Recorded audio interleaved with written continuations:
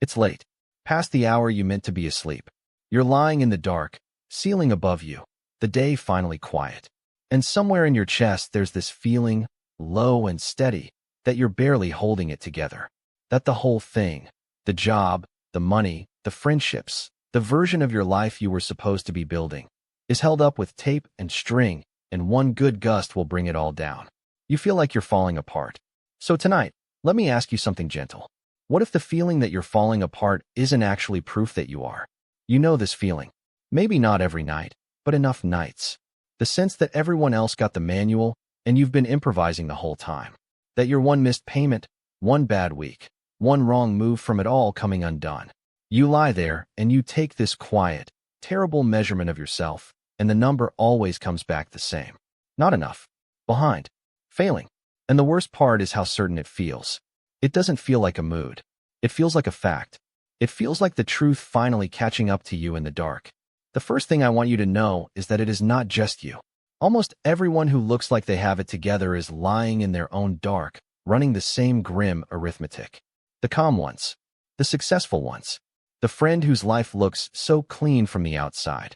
They lie awake too, certain they're the fraud, certain the floor is about to give. And here's why that matters. If almost everyone feels like they're failing, then the feeling can't actually be a reliable report on who is failing. It's just something the human mind does at night. It's weather. And weather happens to everyone. So before we go further, let me take something off your shoulders. Because I think I know what you've been telling yourself. You've been thinking that this feeling is information. That if you feel like you're falling apart, you must, on some level, actually be falling apart, or you wouldn't feel it so strongly.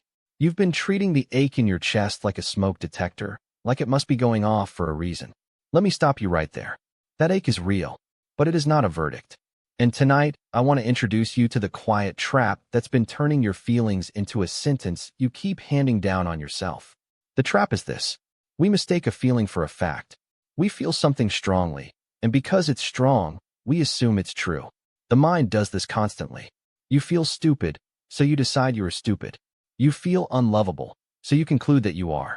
You feel like you're failing, and the feeling is so heavy, so convincing, that it never even occurs to you to question it. We treat the emotion as a measurement, as if the heart were a scale, and whatever it reads must be your real weight. But a feeling was never built to measure your life. A feeling is just a feeling. It rises, it tells you something about this moment, and then it passes. It is not the final word on who you are. Think about how a feeling actually behaves. You can feel like a complete failure at midnight, and then sleep, and wake up, and by 10 in the morning the same life looks almost manageable. Nothing changed. Your job is the same. Your bank account is the same. The people who love you still love you. The only thing that moved was the light, and the chemistry, and the hour. If the feeling were really a measurement of your life, it couldn't swing that wildly overnight. The facts of your life don't change between 1 a.m. and 10 a.m., but the feeling does, which tells you something important. The feeling was never reading your life.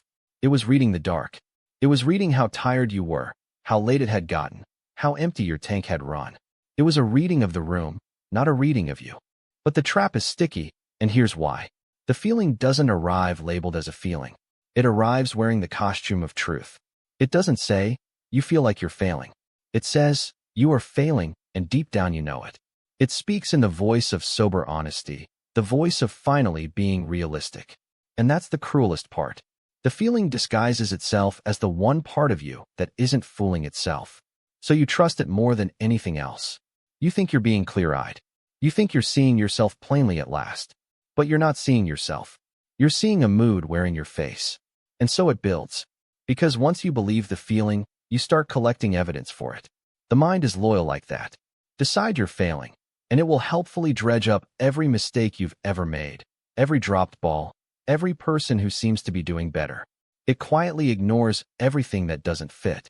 The bills you did pay, the friend you did show up for, the hard thing you got through last year that you were sure would end you. None of that gets counted. The feeling builds its case using only the evidence that agrees with it, and then turns to you and says, see? Look at all this proof. And it does look like proof. That's how the trap closes. Which brings us to the lowest point. The night the feeling wins. Where you lie there and you actually believe it, all the way down. Not as a passing mood, but as the bottom truth about your life. You think, no, this time it's real. This time I'm not catastrophizing. This time I really am the one who didn't make it, who fell behind and won't catch up, who fooled everyone for a while and is finally being found out. And the feeling nods along, because the feeling always agrees with the worst version. In that moment, trusting the feeling that says you're failing feels like the only honest thing left to do. Like you finally have the courage to admit the truth about yourself. But I want you to notice something about that exact moment. The moment you're most certain you're falling apart. Who is doing the noticing? Who is lying there, caring this much about whether their life is okay? A person who had actually given up wouldn't be doing this. A person who was truly falling apart in the way you fear wouldn't be lying awake, aching, wishing they were doing better, trying to figure out how to carry it. That ache you feel, that's not the sound of a person collapsing. That's the sound of a person still fighting for their own life. The very pain you're reading as failure is, underneath, evidence of how much you still care. And that changes everything. So here, gently, is the turn. A feeling is weather. It is not a measurement. When a storm rolls over a field, the field doesn't stop being solid ground. The rain comes down, the wind bends the grass, the sky goes black, and it genuinely feels, for a while, like the world is ending. But the ground underneath never moved. The storm was always just passing through. Your feeling of falling apart is the storm. And you have been mistaking the storm for the ground. You've been standing in the rain, convinced that because the sky is dark, the earth beneath your feet must be crumbling. It isn't. The weather is loud. The ground is quiet. And the ground is what's actually holding you. And here is the quiet evidence. The proof that doesn't shout, so you've never bothered to count it. You're still here. After every single night you were sure you couldn't take another one. You took another one. That's not nothing. That's everything. You're still caring. The fact that this hurts means you haven't gone numb, haven't stopped wanting your life to be good. You're still trying. You got up today. You did the small, unglamorous things. You answered the message. You made the meal.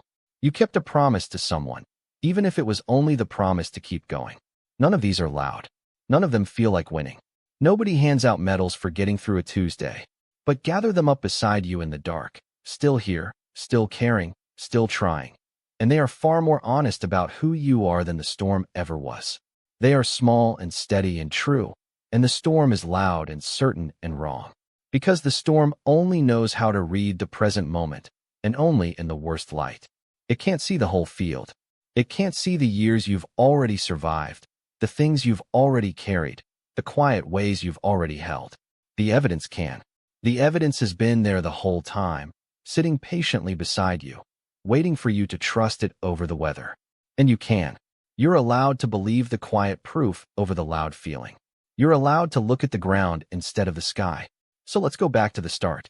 You, in the dark, past the hour you meant to sleep, that low, steady feeling that the whole thing is held together with tape and string.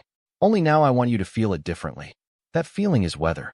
It's passing over you right now, loud and dark and convincing, and it will pass, the way every night before it has passed. It is not a measurement of your life. It is not a verdict. It's just a storm moving across ground that is more solid than it knows. You don't have to argue with the storm. You don't have to fix it. You just have to remember that you are not it. You're the ground underneath it, still here, still holding. So tonight, when the feeling tells you that you're falling apart, you can answer it gently. You can say, I hear you. I know you feel real, but you're weather, and I'm the ground, and I've stood through every storm so far. You can put a hand on your own chest, and you can let the quiet evidence speak. Still here, still caring, still trying. That's not a person falling apart. That's a person doing the hardest, most ordinary, most quietly heroic thing there is. Staying, continuing, carrying on through weather that swears they shouldn't be able to. You are doing okay. Not perfectly, not without the ache, but okay, in the real sense, the only sense that counts. You're still standing on ground that held. The storm lied. It always does. And the proof that you made it is simple. You're here, right now, listening to this. That happened because you kept going. So keep going one more night. Let the weather pass. The ground isn't going anywhere, and neither are you. If this felt like I was describing your exact late night, then you are not alone in it, not even a little. We make these for nights like this, for the people who feel a bit too much when the lights go down and the storm rolls in. So stay a while. Breathe. You're okay. You're going to be okay. The ground is holding, and the lights are on.